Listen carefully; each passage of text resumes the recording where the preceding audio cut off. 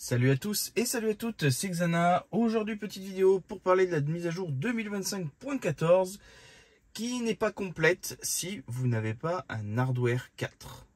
Alors pour savoir quelle version du matériel vous avez, il suffira de vous rendre dans Véhicules, Logiciels. Hop. Et là, vous obtenez le message Ordinateur FSD 3. Alors, l'ordinateur, donc c'est pour le Full Safe Driving Hardware 3, tout simplement. Et voilà le problème, c'est que si vous êtes équipé du 3, il y a une fonctionnalité qui vous plaira et que vous n'aurez finalement pas. Et si vous avez le 4, eh bien cette fonctionnalité, vous l'aurez. Alors, le hardware 4 est apparu à partir de 2023 sur les modèles 3. Donc, ce qui fait que vraiment, ça fait une petite large de voitures vendues qui n'est pas équipé. Et cette nouveauté, c'est tout simplement les caméras autour du véhicule. Là, je vous montre ma version classique que vous avez encore actuellement. Sauf que sur les nouvelles générations, eh bien, cette interface n'existe plus. On est passé sur une interface avec 6 caméras qui enregistrent en bas. Et ça, malheureusement, je ne l'aurai jamais. Voilà. Pourquoi 6 contrairement à nous 4? En fait, Tesla a mis maintenant les deux angles morts qui étaient l'avant gauche et l'avant droit. Donc, ce qui fait quand même un bel angle mort. Voilà. Donc là, pour vous montrer, entre avant, donc on voit un bout de mon portail et arrière. Là, on voit rien du tout. Ce qui fait que tout ce qui se passe à gauche, vous ne le voyez pas. Et ça, c'est un peu dommage parce que s'il se passe quelque chose dans cette partie-là, malheureusement, ça n'est pas enregistré. On peut toujours voir, bien sûr, en direct depuis le téléphone, mais on ne peut pas enregistrer ces séquences. Et ça, c'est un peu dommage. Mais bon, pour les mises à jour que nous possédons, les voici, tout simplement l'itinéraire alternatif. Vous pouvez désormais choisir entre plusieurs itinéraires afin de mieux répondre à vos besoins. Donc le plus rapide, meilleur équipement ou moins d'arrêt. Voilà, tout simplement pour choisir. Alors pour ce faire, comment ça se passe? Je vais lancer un itinéraire. Je vais par exemple aller, encore une fois, à Paris. Voilà.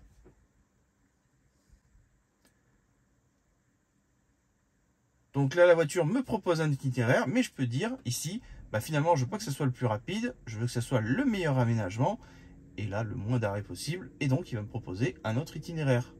Donc vous voyez, je suis passé à 3 arrêts, 6h44 et 563 km, hop, à 6h29 et 566 km.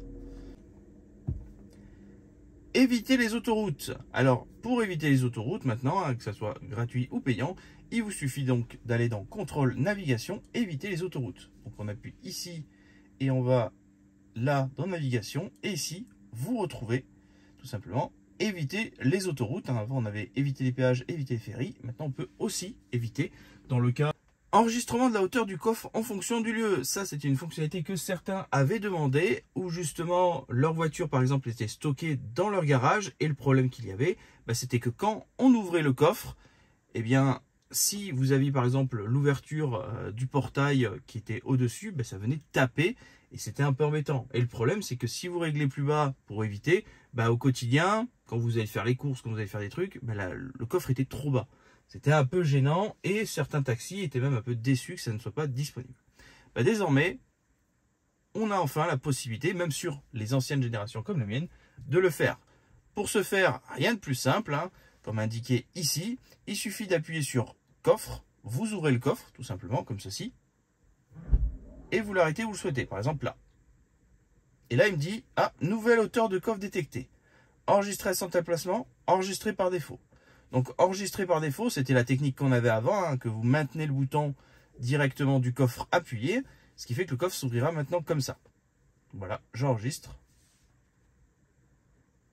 Et là, je ferme. Je réouvre. Et là, vous voyez que mon coffre, maintenant, il s'ouvre de façon plus petite. Alors, par contre, si vous souhaitez qu'il s'ouvre beaucoup plus, il va falloir intervenir directement sur le véhicule.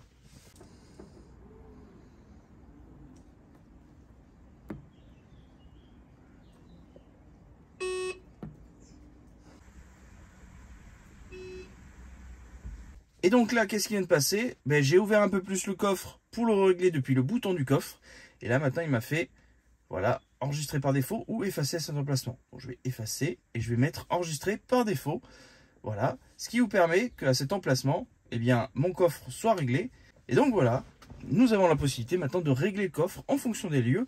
Et bien sûr, si vous venez à le modifier dans cet emplacement, il vous le proposera depuis l'écran, que ce soit depuis le coffre ou depuis tout simplement la voiture.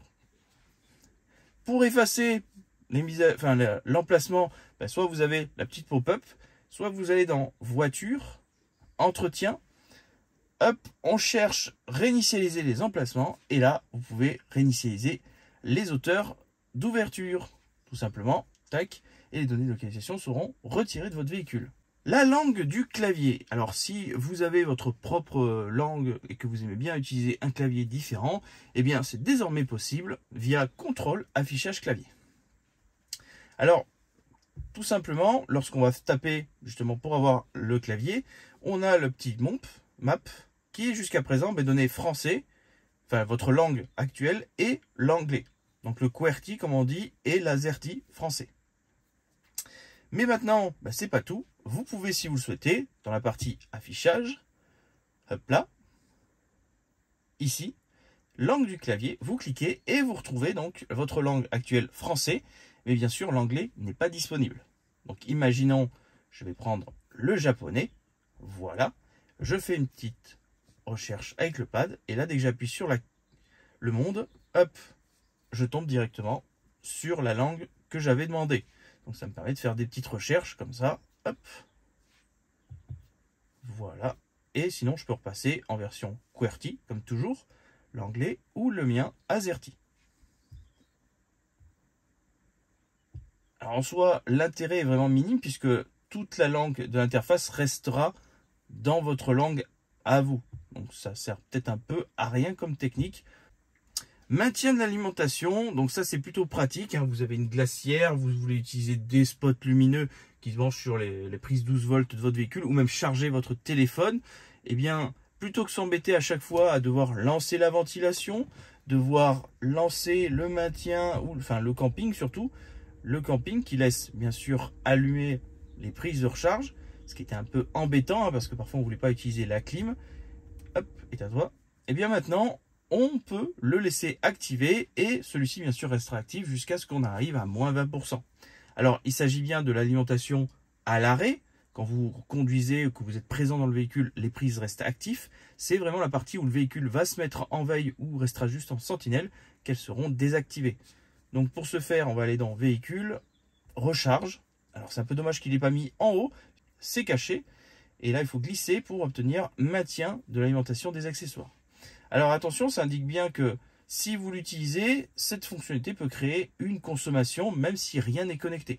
Les mises à jour mineures, donc là on obtient quelques nouveautés mineures et corrections bien sûr. Lorsqu'on consulte une page relative à un chargeur, les restaurants, cafés et magasins à proximité sont affichés dans la partie inférieure. Hop, que j'appuie ici. Et là je vais par exemple choisir ce chargeur là, j'appuie donc là. Ici, je retrouve donc toutes les informations relatives au chargeur, s'il a un code d'accès, l'horaire à laquelle il y a le plus d'affluence, bref, et bien sûr les tarifs en fonction des heures. Et si je continue de descendre, équipement à proximité, Picard, McDonald's, Ocean Drive, bref, vous avez quand même quelques informations. Donc là, on a une amélioration sur les médias, une amélioration sur l'Amazon Music, une amélioration sur les morceaux aléatoires, un morceau sur YouTube Music. Là, nouveauté, dans les paramètres de navigation, vous pouvez choisir d'afficher ou de masquer les chargeurs Tesla et la carte, sur la carte qui ne sont pas détenus ou entretenus par Tesla. Donc là, qu'est-ce que c'est? Tout simplement, lorsque j'ouvre la partie recharge, vous voyez, j'ai tous les points de recharge et tout, justement, les bornes tierces. Faites attention parce que durant cette mise à jour, cette option n'est plus activée. Pour ce faire, je vais appuyer sur voiture, en bas. Je vais aller dans la partie navigation. Et là, tout en bas, j'ai ce petit bouton qui d'ailleurs par défaut est décoché. Ce qui fait que lorsque vous avez vos superchargeurs, ça sera que les superchargeurs Tesla. Vous voyez, j'ai vraiment toute la liste, mais je n'ai rien d'autre comme chargeur rapide.